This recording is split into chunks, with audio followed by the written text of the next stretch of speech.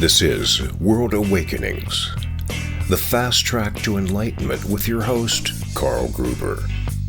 World Awakenings is a podcast dedicated to opening your mind, your heart, and your eyes to the fact that the world's population is now, more than ever, awakening to all things spiritual, metaphysical, and enlightening, and just how they play an all-important role in our daily life. So join Carl on this enlightening experience as he interviews metaphysical and spiritual experts to discuss, debate, and delve deeply into the hows and whys of this worldwide awakening.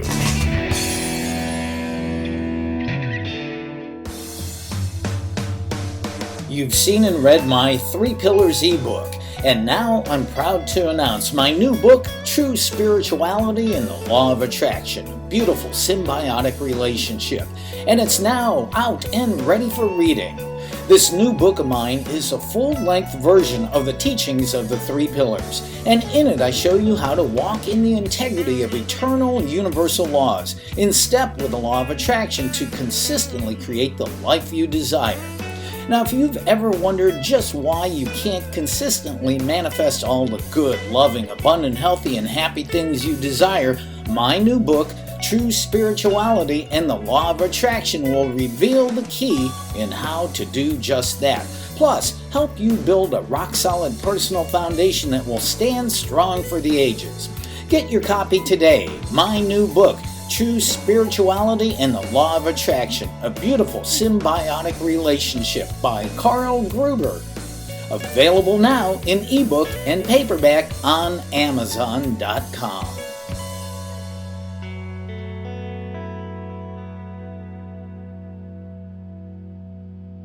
Hey, this is it. You found it. This is the show World Awakenings, the fast track to enlightenment. The show that takes a deep dive into all things spiritual, metaphysical, and enlightening. I'm your host, Carl Gruber. Now, before we head off to meet our featured guest for this show, I'd love to have you get a free copy of my ebook, The 3 Pillars, a simple 3-step process to manifest positive and permanent change in your life.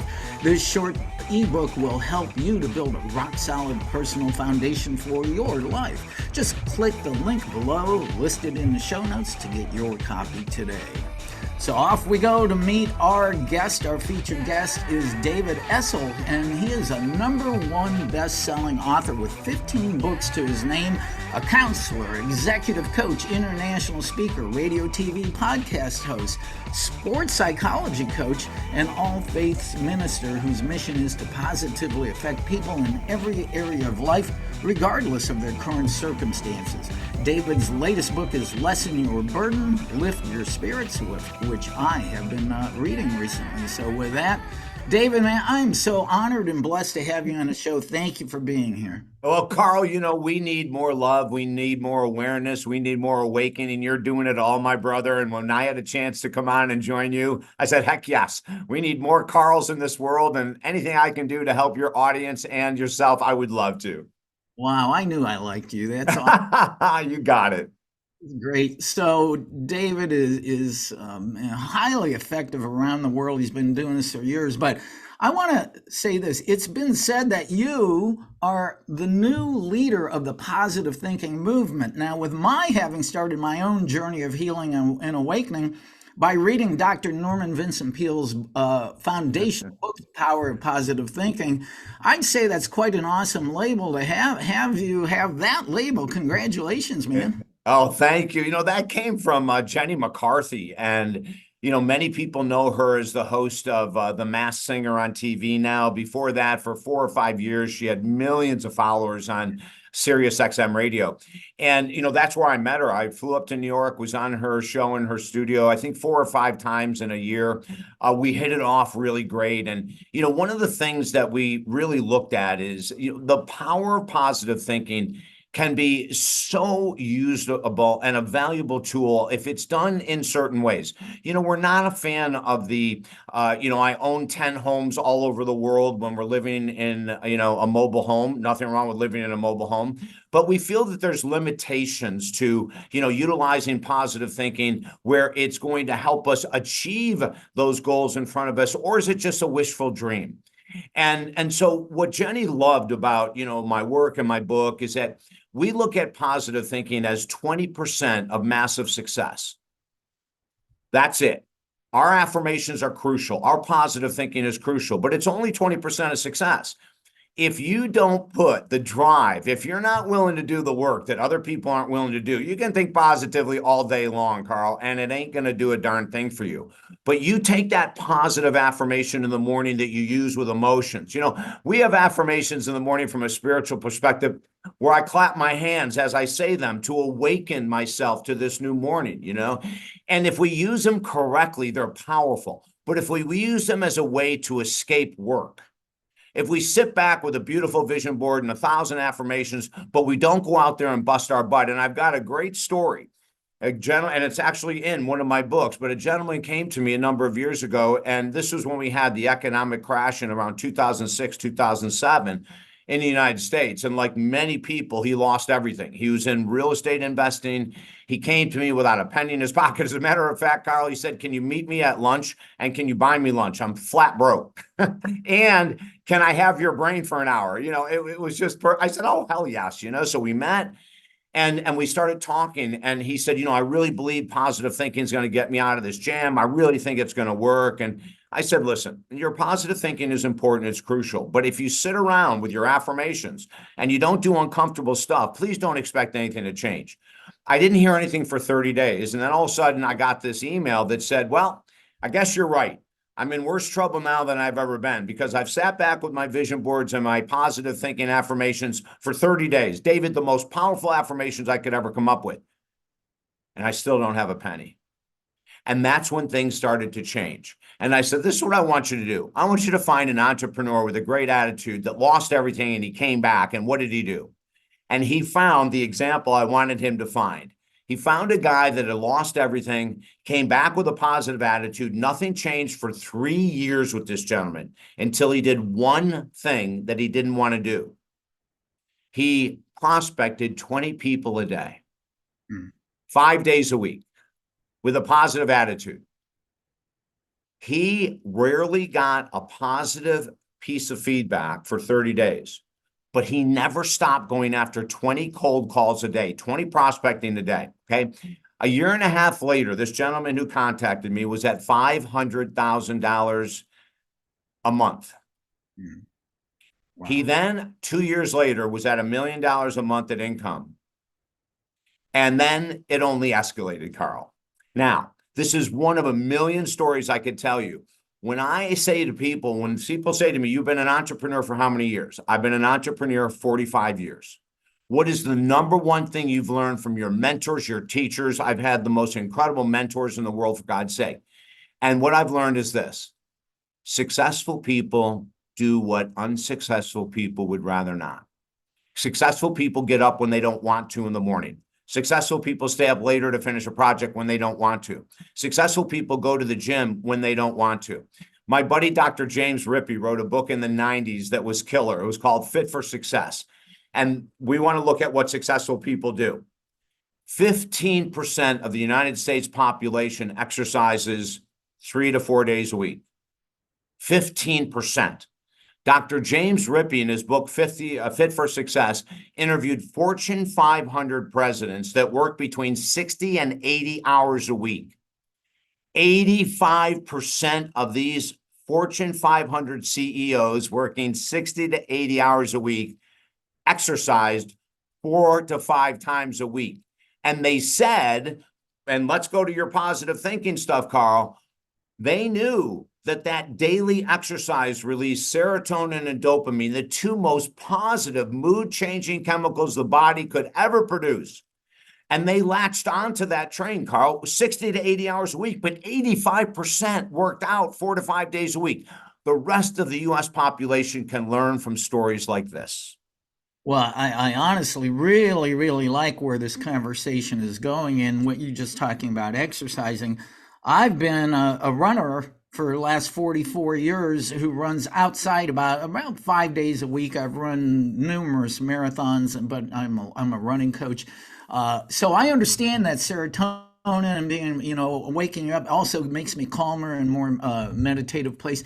But, I want to go back because I like to find this out about my guests. I want to find out more about the younger David Essel. What were your earliest influences? Did you have problems when you were a youngster as a positive thinker, or were you a negative thinker at that time? What brought you to this path? Yeah, well, it's a great question, Carl. I just love what you're asking me.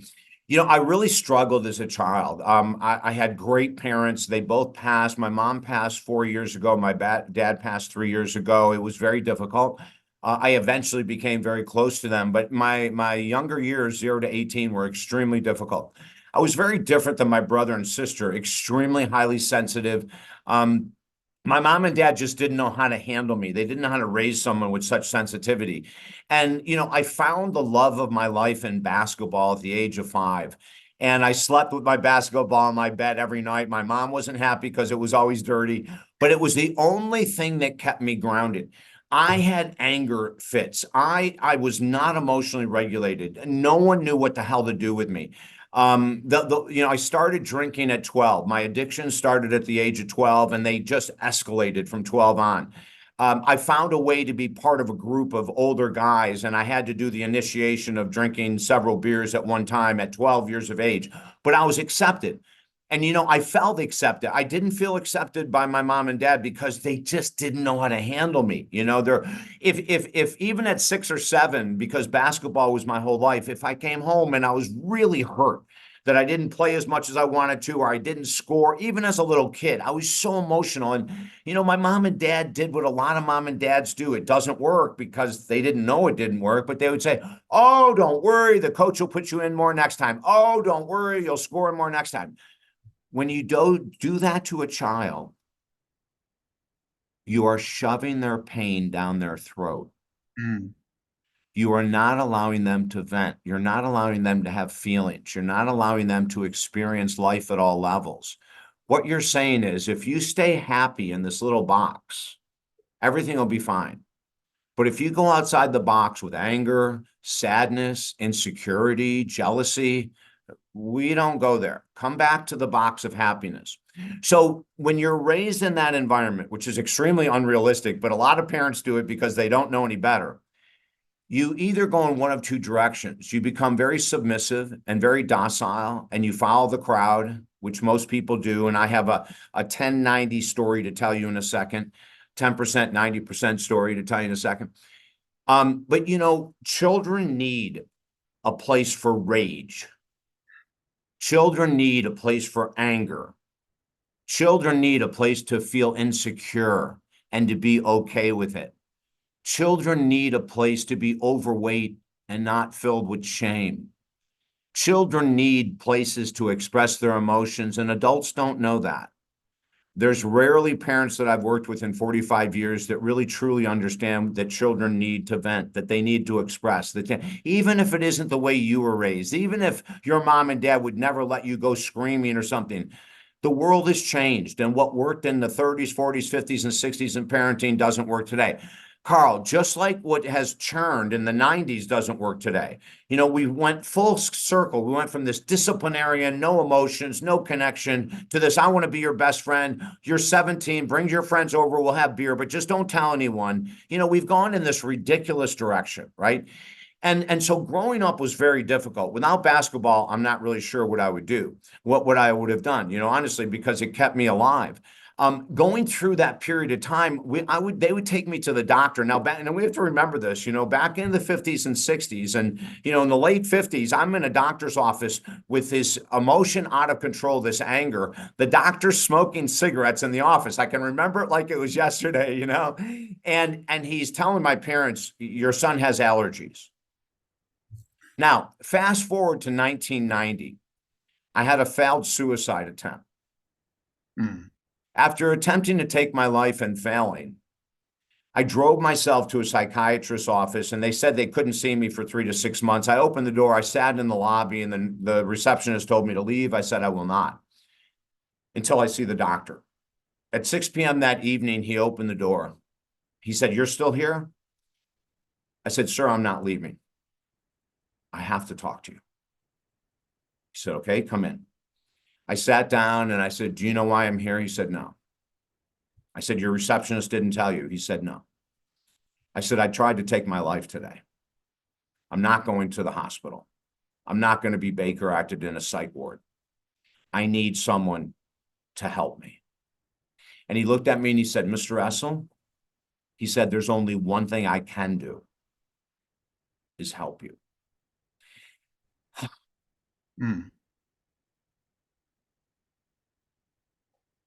You know, the most beautiful words someone in that situation can hear is those words. That someone listened to you so deeply. He listened to my story probably for 45 minutes. I was crying hysterically. God, I was out of my mind. I didn't know what to do, what to think. And when someone says, I can help you, those words are saviors. That's a life raft. That's everything that you can, need and want to hear. And it took me a year, Carl, to get off of the psychotic medications and all that kind of stuff to be able to be a regular human being again. And after the end of that year, I devoted myself to the world of human consciousness, spirituality, mental healing, everything I'd always been doing. I started meditating with the top meditation guru in the world, Maharishi Mahesh Yogi, in 1978. So I mean, my practices were awesome. But what we found out next opened the door to everything.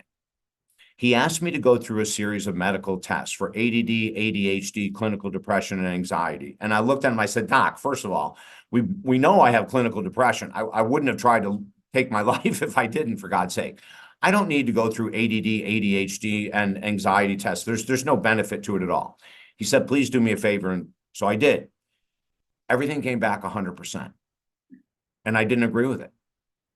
I had used everything in the world, workaholism, positive thinking, alcohol, everything to cover up these emotional disturbances that I had had since I was a child. He looked at me and he said, Mr. Essel, your diagnosis of allergies in 1959 was simply due to the fact that we did not know children could have generalized anxiety disorder in 1959.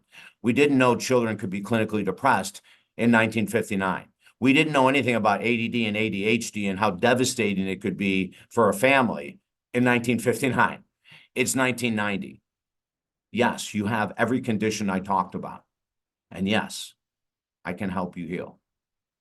And that was the journey that began everything, Carl. Between 1979 and 1990, I was sports psychology, working in the world of fitness, working with athletes, doing all this kind of stuff. And then there was a big turnaround with my experience. And it showed me a lot of things. I started to learn about levels of human consciousness. I started learning about how to go up levels of human consciousness. I started to learn that we can communicate with those people who have passed over very easily if we choose to. It's simply a choice. And in my personal opinion and my professional experience and my personal experience, I have seen so many individuals that never thought they could communicate with a past lover, a past child, a past husband, wife. And now they have these amazing communications on a regular basis.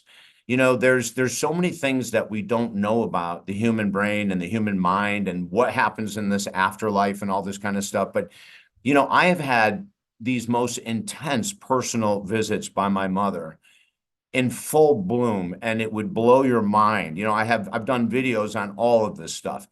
And, my grandfather in 2000 visited me, and talked to me quite clearly through a medium. And a lot of people don't believe mediums. And, there's a lot of mediums that are fake, just like there's a lot of everything that's fake. I mean, there isn't a practice in this world that aren't filled with charlatans and people just trying to take your money, But then there are the real deal. And I've had my own experiences. And ever since writing the book that we just wrote, that I've been doing since 1980, Lessen Your Burdens and Lift Your Spirits, ever since writing that book, we have more and more people connecting with loved ones on the other side that never thought they could. The amount of comfort, Carl, that you receive when you have that feeling of your mother responding to you, even if you don't hear her speak, there's thousands of ways they connect with us. If you ever Google, what's the meaning of seeing a cardinal, a blue jay, a raccoon, a hawk after a loved one passes, a butterfly that keeps returning to your house, or whatever it might be, It's amazing what's going on the other side, and your show is perfect for this. This is all about awakening. This is about getting out of dogma. And when people tell you, once people pass on, you can't communicate with them after 90 days, I find that to be total BS. We have proof, not just with myself, but with my clients. There's so much exciting things that can happen in the world of spirituality, mental health, etc. But we have to be willing to live differently and work differently than we are right now if we want a different experience in life. Well, wow, there's holy mackerel, so many things I can address with that you just went through. And first of all, I have to say I honor you for sharing that deeply personal story. I could see it was emotional for you, and I'm sure you don't do that all the time. So I really appreciate it, and it shows us where you're coming from and your motivation too. I've had a number of mediums on the show, and they are pretty amazing, but I've been reading your ebook version of your Lessen Your Burden book, and one thing that it reignited in me was you discuss the famous concept by Napoleon Hill of the spiritual mastermind. Well, I read Napoleon Hill many years ago, and I saw that, and it just kind of it's faded out in my memory, and so I this last week reading it, I restarted my own spiritual mastermind. I've only done 2 or 3 meetings with them. I'm probably going to do one a little later this afternoon. And Oh, it's amazing how you're right. People on the other side can come in. I've asked a number of famous late icons to come in, and believe I even have one that's still around in a body form, and you can do that. yeah. It's been very effective for me. And so I actually was coaching a client recently, and I told him about the spiritual mastermind, and it's a beautiful concept. I mean, if you want to explain that a little bit more for our listeners here. Oh, Carl, I'd love to. So in 1980, one of my first mentors gave me the book Think and Grow Rich by Napoleon Hill. And like many of us entrepreneurs, we read it religiously, every month over and over and over again. And there was this part of the book where he talked about creating a spiritual business mastermind group. And I'm reading it, and he says, he has Charles Schwab in it, and Thomas Edison, and Abraham Lincoln, and most of these people had passed on, right, when he had written this book. And he said what he did was he collected them into his room every morning, and they would all line up and sit down like they were in their chairs. And then he would have a series of questions written out. We've stalled with income. What do I do to increase income? We're seeing our expenses go up too high. So, and he started presenting these questions to this group of people. And he said he couldn't believe it. Within 10 or 15 minutes, all of a sudden, Abraham Lincoln, he's hearing this voice of Abraham Lincoln saying, do this. And, he's looking around going, wait a minute, Napoleon Hill, is this really happening? He spent so much of that book talking about his success with this mastermind group. So, as a young entrepreneur, 1 year into my business, I go, I'm going to do this. So I did a business mastermind group, and I called in these different business leaders, some that were still alive, as you had mentioned, some that had passed on. And Carl, I'm brand new in this business, and I'm getting these messages left and right every morning. And then it was about 2 years later. I'm going to take that back. That's not correct. I was forced to be religious and spiritual as a child until I was big enough to not have anyone be able to pull me into a car, is basically what happened. And when I was 13, and I stopped going to church, and I was not connected at all, to anything spiritual or religious. Not unusual for teenagers, especially for teenagers that are addicts and alcoholics. And so it wasn't until I was around 21, I was in crisis, and I went into a church on a Sunday. It was empty just because I was in crisis. And I felt so loved, and there was no one in the church. And I cried hysterically because of the love I felt, And so it was at that point I started to come back into a God thing, a higher power thing. And then it was just a couple years later that Napoleon's book came into my hands. And after 2 years of doing the spiritual business group, I said, what if I did a spiritual mastermind group that had nothing to do with business. Mm. So I had Ram Dass, who was a very early teacher in the 80s. He was amazing, my Lord. So I had him, in my mind. He couldn't attend my room every day. So I had Ram Dass, and I had all these other massive spiritual teachers, including Dr. Norman Vincent Peale, who you had mentioned, and all of a sudden, I started to find the same thing happening. Carl, it was amazing. If I had a health issue, if I had a relationship issue, if I had a self-esteem or a lack of confidence issue, if I was really angry at someone, I just started presenting these challenges, and I was getting answers left and right. And so then slowly over time, I have to tell you, this is God's honest truth. For the first 10 years of doing it, I didn't share it with any of my clients simply because I thought people would think I was nuts. 1980 to 1990, I'm sitting here thinking, this is not the time to be saying I'm working with people that are no longer alive. It was like, that wasn't the year. But as we reached past 1990 and then past one of the most important interviews I've ever done in my life with Maharishi Mahesh Yogi, the founder of Transcendental Meditation, completely changed my life. And if we have time, we'll share a story. If not, we'll do it another time. But, I started to see the power of my group that I had carried from 1990 to 1996. And that's when I said, you know what? I'm going to go out there and I'm going to start talking to my clients. And it was a slow growth. It is. This is a very unique way. But the way it's set up is so simple. And we explained in the beginning of the book, all you do is think about 2 or 3 people that you have high respect for. So like one of the individuals that wrote, we just redid the book, as a matter of fact, even though it was only been out a couple of months, we added some new endorsements. My clients were blown away. This one guy comes to me. The way I'm going to explain him is that if you've ever seen a Hell's Angel motorcycle rider, that's what my client looked like. Okay. Really long hair, big muscular dude, leather jacket, Harley, the whole 9 yards. And after my second session with him, I looked at him and I said, Joe, I'm going to introduce something that's going to take care of so many of your problems, but I got to ask you something. Will you please not run out of this office? I'm going to introduce you to a program that's going to radically change your life. It's going to take a little bit of time, 15 minutes a day. You're going to call in people into the room. You're going to have 2 or 3 names written down. You're going to ask the questions, and then you're going to be quiet. Close your eyes and be quiet. Let me read. This is a gentleman who now we have in the very beginning of the book.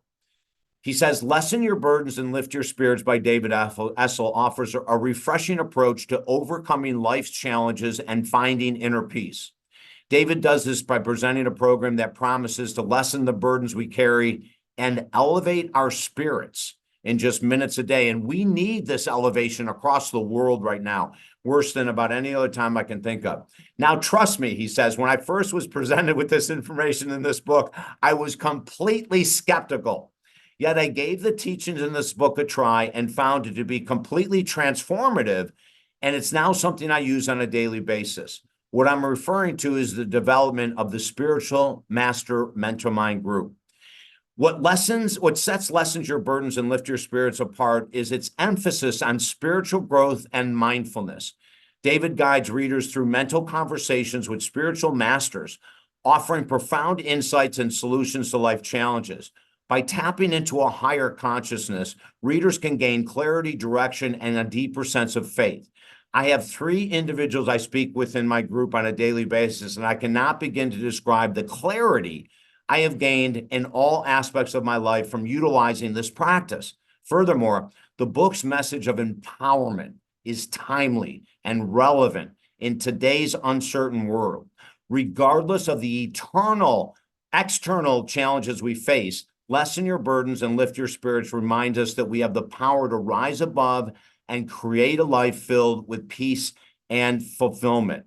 In conclusion, Lessen Your Burdens and Lift Your Spirits is a valuable resource for anyone seeking to find freedom from life's burdens and embrace a path of spiritual enlightenment.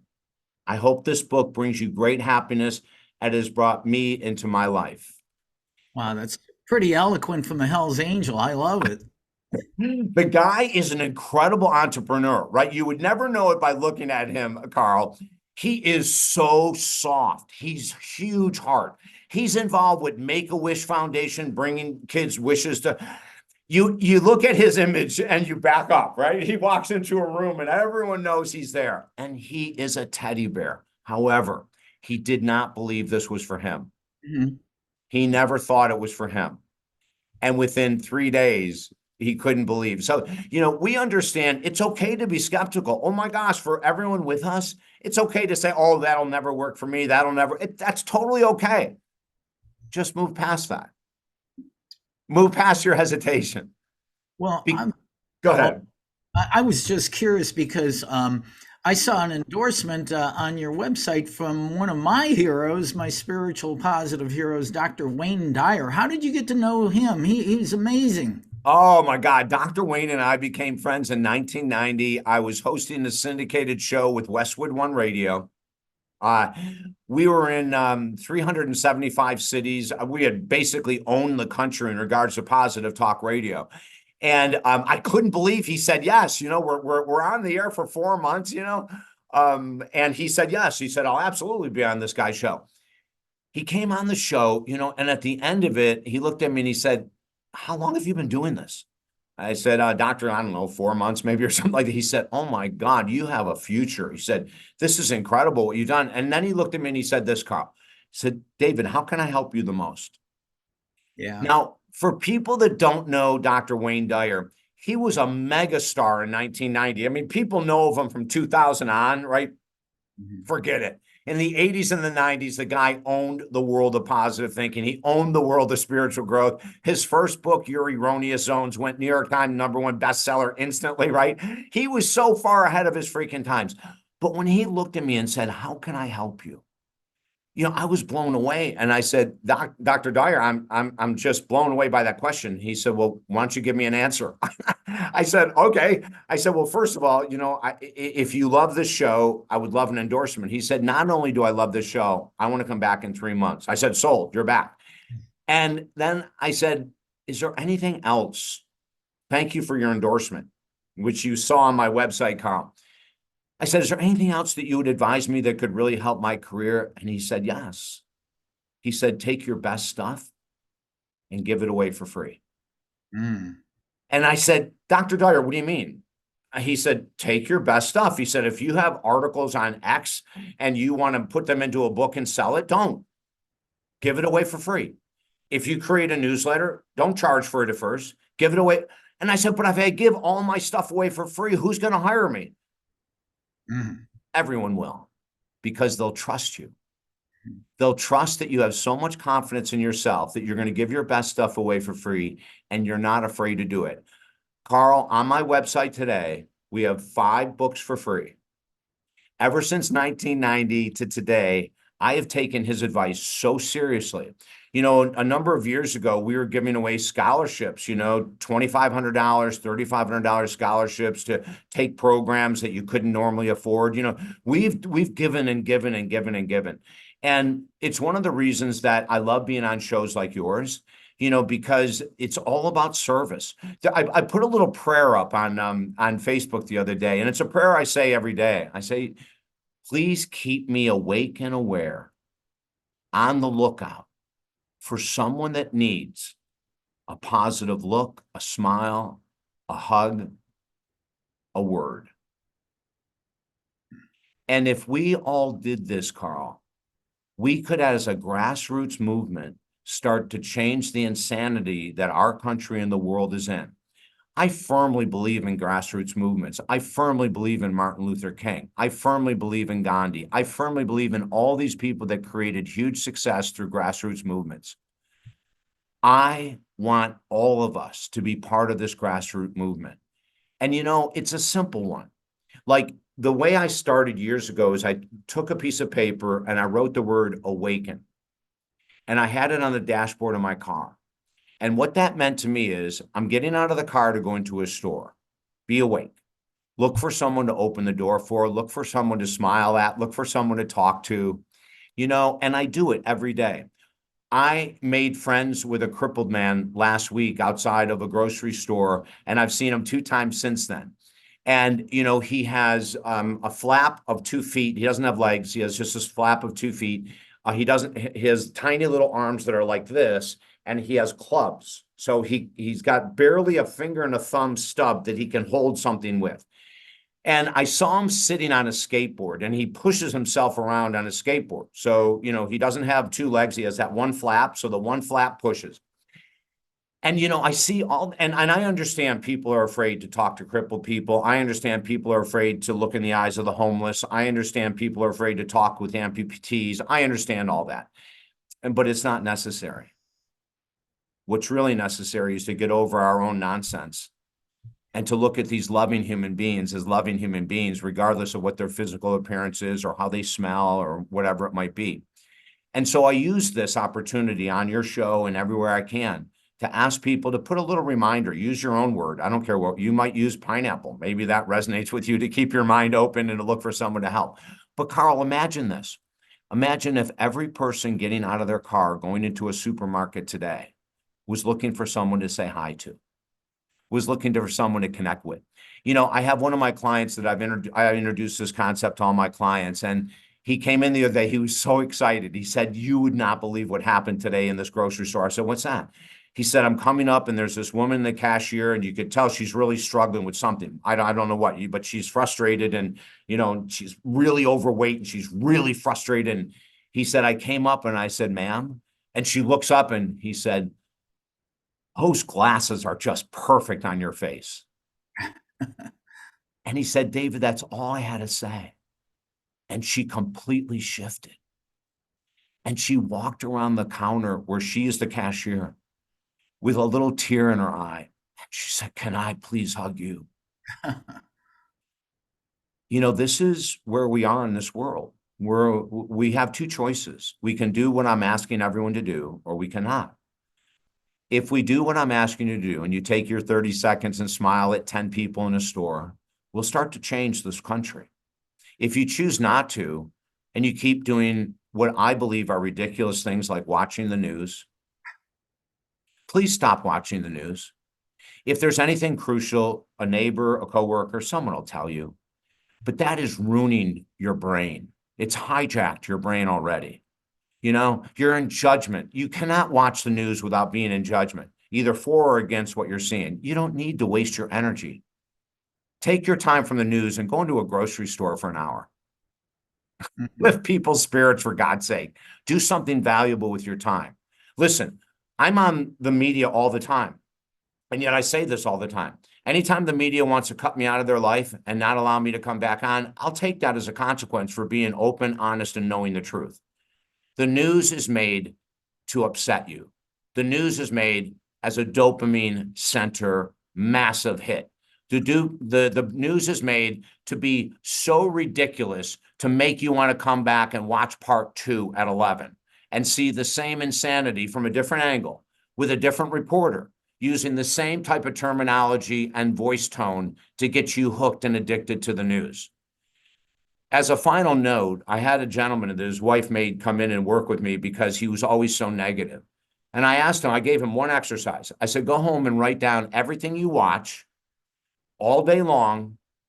And after every show, write down 2 or 3 positive points you got from that show.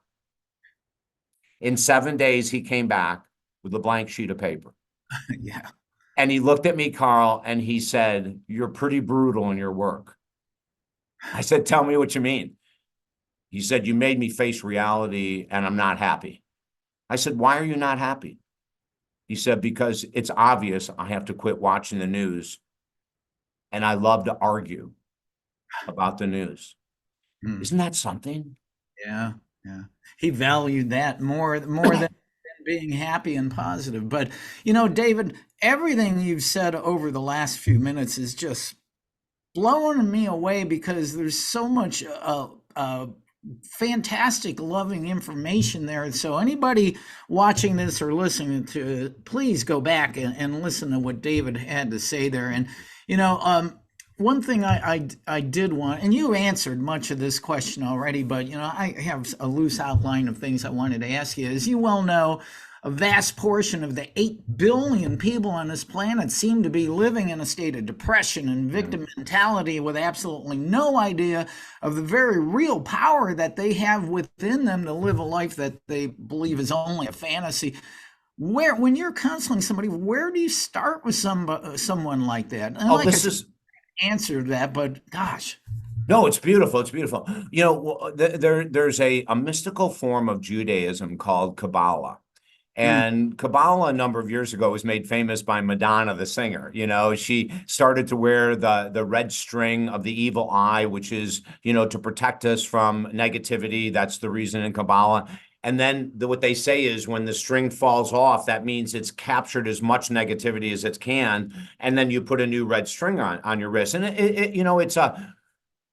it's a ritual, and all religions, and whether they're mystical or not, we all have rituals in our spiritual work and our religious work, etc. But I was so fascinated, not by Madonna.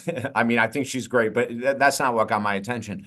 I was so fascinated about what I had read about Kabbalah before I even met or heard about Madonna's work. I became an all-faith minister. To become an all-faith minister, you have to go through all the religions of the world and get a fairly decent understanding. I'm not, an expert in every religion by any means, but in order to become an all-faith minister, you have to have a good grounding force. So when we got to Judaism, I asked the rabbi if he taught Kabbalah. And he said, in our temple, we don't, but I want to introduce you to someone who does teach a great course. So I met this woman who taught this course on Kabbalah. The course was 10 weeks long, and I went through the 10 weeks, and I came back and signed up again. And she looked at me and she goes, weren't you just here? I said, yeah. I said, I'm fascinated by this stuff. We get done with the 10 weeks. I sign up for another 10 weeks, But I did it, Carl, for one reason. There's one part of Kabbalah that answers your question of how do we get out of that negativity when the world is filled with it. And what Kabbalah says is this: at this very second, we are filled from the top of our head to our toes with both light and dark energy, right? Now, some people might be filled with 80% lightness and 20% darkness. Other people maybe 20% light and 80% dark, right? So, I'm not going to use the words like evil and sin and all that kind of stuff that's, been too attacked by dogma and religions and everything. There is just such a thing as lightness and darkness. There's positivity and negativity, right? So we have a person that's 80% negative and 20% positive.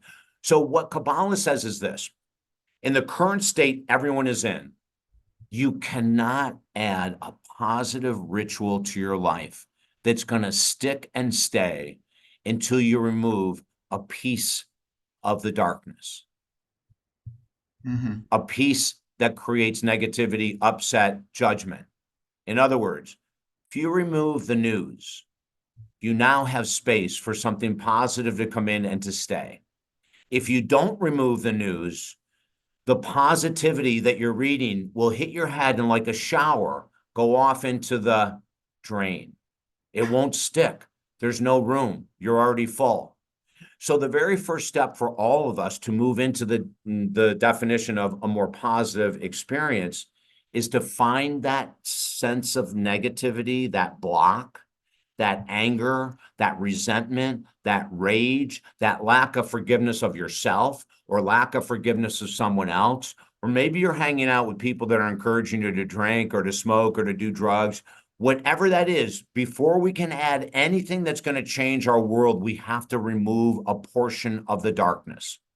This is where my work is. My work is in helping people locate the darkness and remove it, because there's nothing changing until we do long term. You can think all the positive crap in the world you want to think, and if you still resent your former partner, if you still have anger at your parents who are dead, whatever it is, if you don't start to remove some of that darkness, that negativity, there just is no room for anything else to stay.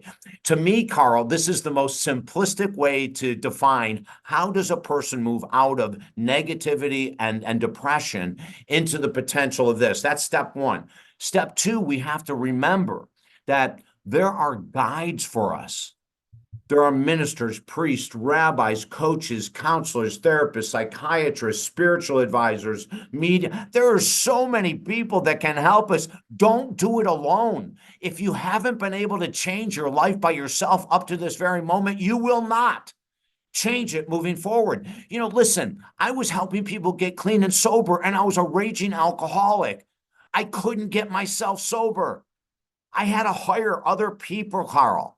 And here is someone who's supposed to be at the top of their game, getting people sober, and I'm still struggling until I woke up and realized if I couldn't beat it in 30 years, I ain't ever beaten it on my own.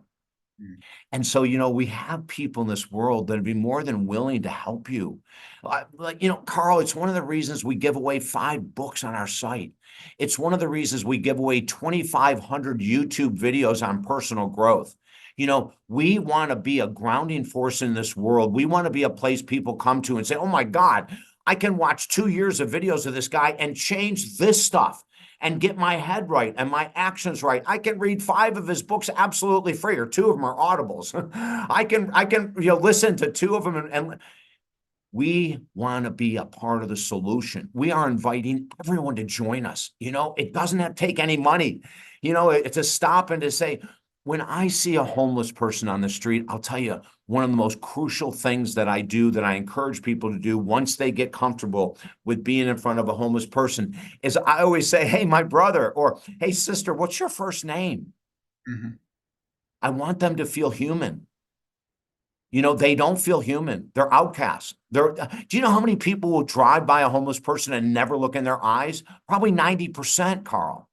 I stop at a red light and they're panhandling. Hell yeah, I'm going to give them money. But first, I'm going to say, what's your name?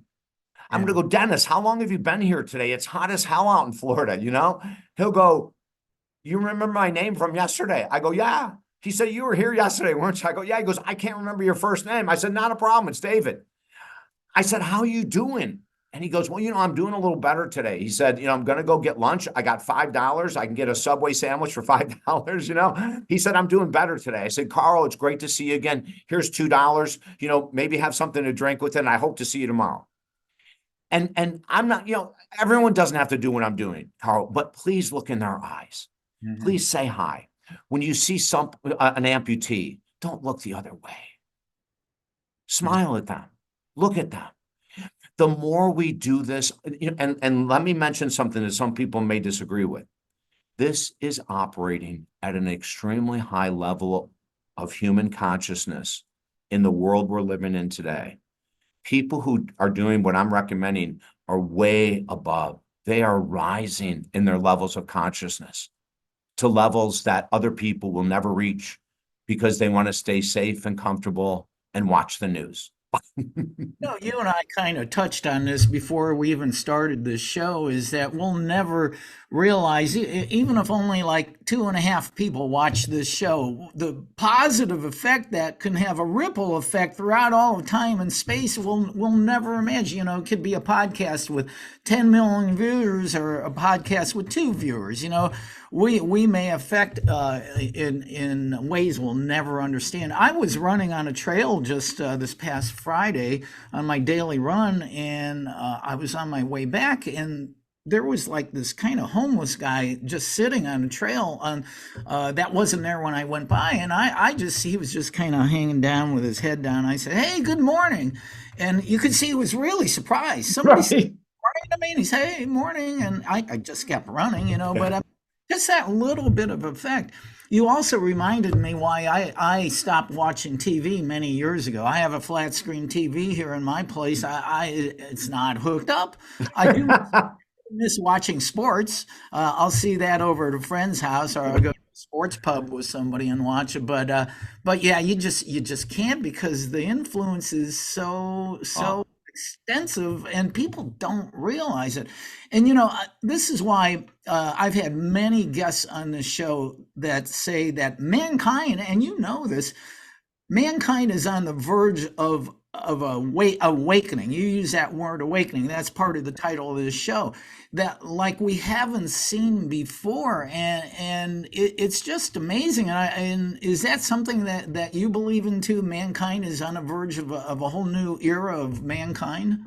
Most changes in era come because of pain. Yeah. Oh, there's a lot of pain right now in the world. And, Carl, if you look at the Vietnam War, one of the greatest mistakes the United States ever made in many people's eyes. And, it caused so much pain that we actually changed, from that time. Thich Nhat Hanh, a very famous Buddhist monk, who passed away last year. I actually am being trained through his lineage. And he is probably one of the greatest teachers, along with the Dalai Lama and Lama Surya Das, another incredible individual. But, Thich Nhat Hanh, after the Vietnam War, he was obviously Vietnamese. He was South Vietnamese. When the Vietnam War happened, he was hated by both the North Vietnamese and the South Vietnamese. He was exiled. He was spat upon by the U.S. soldiers, and his own government said, you're a sympathizer because you're not fighting back. Even though South Vietnam wasn't supposed to be in the war, it was supposed to be the North Vietnamese, right? Then the whole thing explodes. And Thich Nhat Hanh had a school for orphan children. He had a monastery. He was exiled. He never could return. All those years later, he is never allowed, until he died last year, he was never allowed back into Vietnam. But the point of the story is this. At the end of the Vietnam War, he had a meeting with Robert McNamara. And he said to Robert McNamara, I hope you can hear my words without condemnation. But what the United States did in Vietnam was something that should have never, ever happened. And I pray, as you being such an important part of the government, that you will hear my words and please follow my words. And that's all Thich Nhat Hanh said. And when Robert McNamara wrote his book, one of the things he wrote in there was the mistake we made in Vietnam.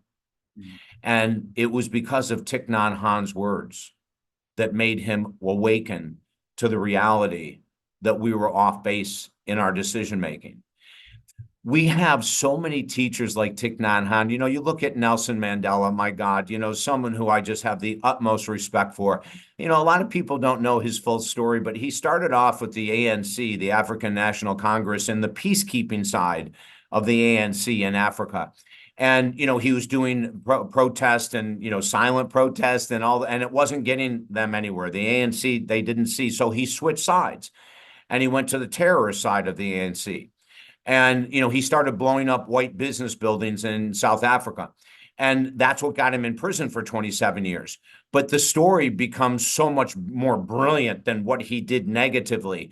When he got into prison, he befriended the Afrikaans guards. Now, in South Africa at that time, Afrikaans was spoken by the white people and the blacks had their own language. Afrikaans is a mix of Dutch and African, and so it wasn't commonly used by blacks at all.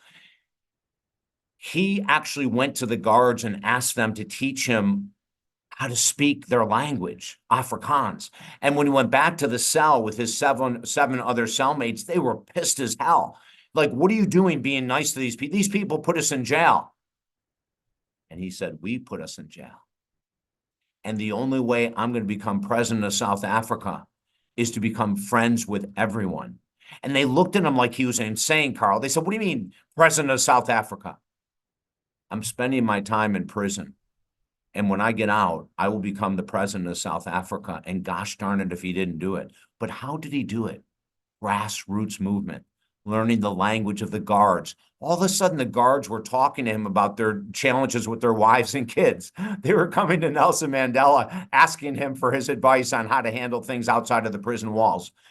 And then he got the ear of de Klerk, of course, and the rest is history. He became the first Black president of South Africa. But it was a grassroots movement, Carl, and we can do the same thing here. That's my message. I want people awake. I want people looking. I want people, instead of looking at the news, looking for ways we can help each other, And if you're a news junkie and you go with true withdrawal, which you probably will, that's okay. It's a drug. News is a drug. You'll go through withdrawal. Go ahead and fill it with good news. And then after that, it'll just be about 2 to 3 weeks. You'll have to go, just like caffeine withdrawal. It's a couple weeks of going through news withdrawal. It's fully worth it. And then you'll come back to becoming a human being. Wow, we have been speaking with the amazing David Essel. David, this is just phenomenal stuff. Wow, I could go back and listen to this show over and over and listen to you again. This is phenomenal. David, it's been an honor having you on your show. I'm going to wind up here a little bit. You have a number of programs on your website. You do live and virtual programs. You speak. What is the best way for people to connect? You have a website, right? Yeah. The easiest thing, and I'll say over this show, talkdavid.com. We have two names for the website. One is my name, davidessel.com, but it's easier to remember, talkdavid.com. So we have talkdavid.com. It's the same website. When you go there, you'll find everything we've talked about, Carl. If you want to work with me one-on-one from anywhere in the world, we do that. Because of inflation, we actually have discounts on some of our one-on-one work right now. So if someone is sitting here after our show going, I want to check this guy out, look for if you need a discount, look for it, take advantage of it. Take advantage of the 5 or 6, I don't even know how many free books we have up there now, but grab them because it's worth, if you want to go buy them on Amazon, buy them on Amazon, or you can download them from our site for free.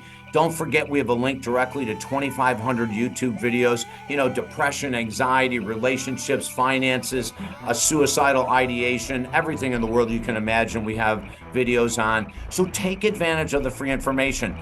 Send up a little prayer to Dr. Wayne Dyer. He's the one that got me doing all this giveaway stuff for free, right? And I honor him to this day for the work that he did in the world and how he changed my life, Carl. So I have had a blast with you. If there's anything we can ever do in the future, please reach out to TJ. You were excellent as a host. I'd come back anytime you'd like. Well, thank you, David. I will put all the links to your websites and everything, your books, in the show notes here so people can click on those. Like I said, I've been reading Lessen Your Burden, your newest book, and it reignited me for a spiritual mastermind, which I'm going to do here again in a little while.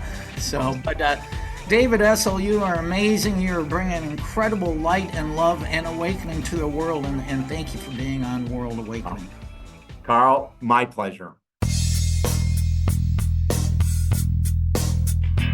This has been another episode of World Awakenings, the fast track to enlightenment with host Carl Gruber, a certified law of attraction life coach. We welcome you to tune in to each and every episode of World Awakenings as we open your mind, your heart, and your eyes to the fact that the world's population is now, more than ever, awakening to the truth of all things spiritual, metaphysical, and enlightening, and just how much they play an all-important role in our moment-to-moment daily life. Much love and light to you, my friend, and thank you for tuning into World Awakenings.